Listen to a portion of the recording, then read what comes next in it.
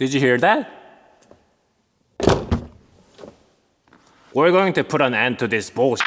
Sounds a bit strange, doesn't it? I think it'll take a while to settle in.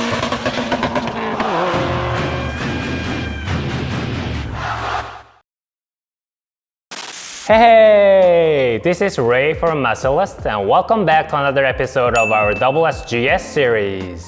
Do you have an 05-07 Subaru Legacy or Outback and there is this rattle noise coming from either or both sides of your front doors? Well then, you might have found the right video, so please stick around. Recently, I bought this 05 Outback and this noise coming from the front door has been driving me crazy. I also drive a BRZ, so I thought I'm quite used to the Dolby Digital interior rattles, but this is on a whole nother level. I could easily hear the rattle even when I'm driving, but it is far more distinct when I'm closing the door. Fortunately, I found a fix for my case, and it'll probably apply to most of you as well. There is this glorious TSB or Technical Service Bulletin numbered 12-104-07, which is officially out from Subaru. But stop it right there! Please, do not assume this service bulletin applies to your car or the symptom you're having. Make sure to read the TSB completely and inspect your vehicle before initiating any repair. Okay.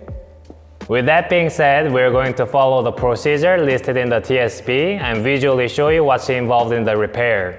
According to the TSB, there are these side beams or bracers that runs across in the front doors. These beams are held by a bracket located at the rear and the lower side of the door. Here, Subaru kindly cut out a small section of metal panel just to show you what the door beams and the bracket really looks like inside. The bracket is spot welded to the inner sheet metal. The noise we're hearing is possibly from the loose bracket caused by weakened or broken spot welds. So the overall repair involves drilling out the bad spot welds and reattaching the bracket using the pop rivets. Okay, here are some materials and tools you need. Ta-da! The TSB calls for 3/16 of an inch aluminum pop rivets. You are going to need 2 on each door. Make sure their grip range is up to 1/8 of an inch. I have these leftover 3/16 from other projects. They're aluminum and have medium grip range of 1/4, which is 6 mm. I guess you could use the steel ones if you have no other choices, but they are more prone to rust. And for a small project like this, aluminum is sufficient as for strength and sealing. And it is also far easier to install as well. To install them, you are going to need at least a manual rivet tool like this. But if you have an air gun, that is even better, I guess.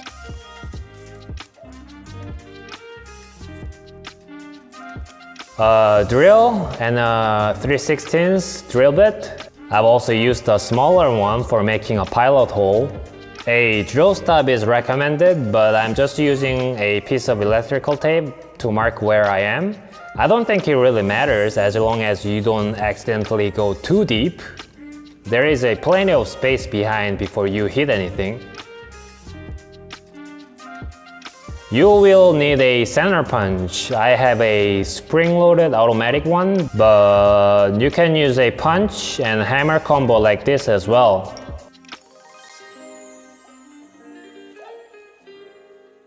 Lastly, you're going to need some sort of anti-rust protection, or at least touch-up paint like this. The color shouldn't matter because all these repairs will be hidden under the weather strip.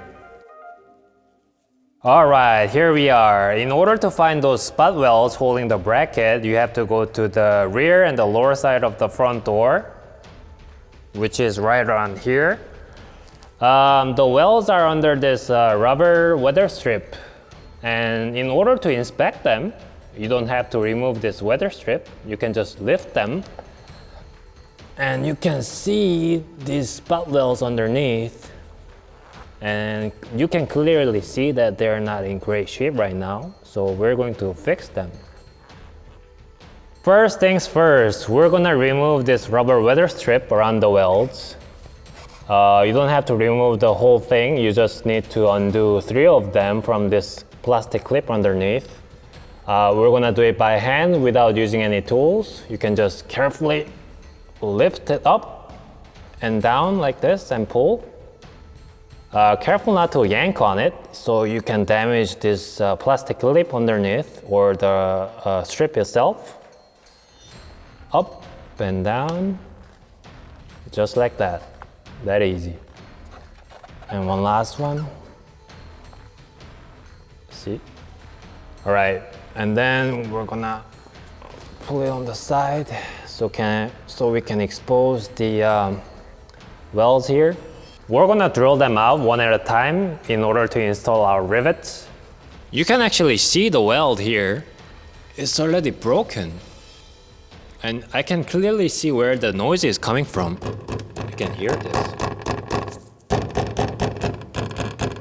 We're gonna start from the top, as it is in worse condition than the other one. I'm going to use this center punch in order to make a mark on it.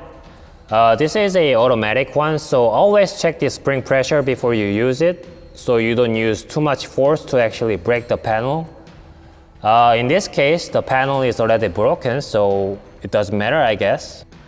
Do my best to find the center and make a stamp. There you go, that easy. Next, I have a drill with a 3/16 drill bit. As I mentioned earlier, I'm using the electrical tape as a mark instead of a drill stop. Usually I start with a pilot hole, but since this panel already has a hole in it, I'm gonna go straight with a 3/16. All right, here we go. And also make sure not to scratch this panel with your drill when you're drilling it.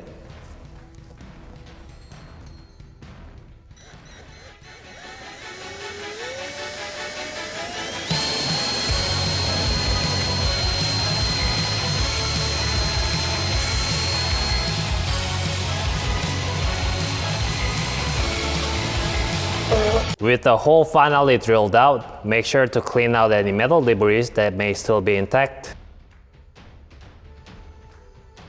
With everything cleaned up around the hole, I'm gonna put some light touch-up paint on it. I guess you could skip this step if you really wanted to, as the installed rivet should do a good job of sealing the hole, but it is always best practice to protect any exposed metal like this when working on cars. With the paint all dried up, I'm gonna pop this rivet on using this rivet tool. Like this, I'm gonna pop it on.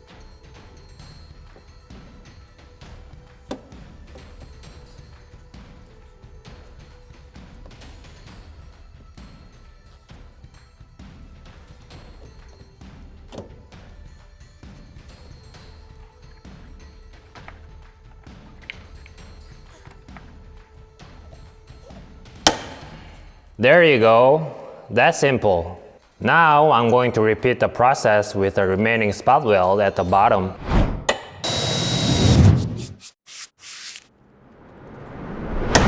Before reinstalling the weather strip, make sure to paint the exposed rivets. I know they're aluminum, but better safe than sorry anyway. You could really touch them up without using a masking tape, as they are all hidden under the weather strip. With the paint all dried up, finally reinstall the weather strip and you are done. Now if your other front door is also making the noise or you just want to prevent it, go ahead and simply repeat the same procedure on the other side.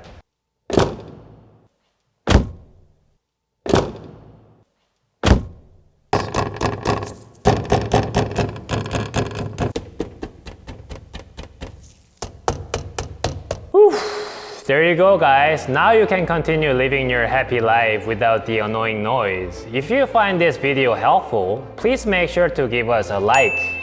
And also, don't forget to subscribe to our channel if you like to see more DIY repairs like this in future. And if I don't get to see you before the holiday, I wish you Merry Christmas and Happy New Year to all of you. As always, thanks again for watching and drive safely.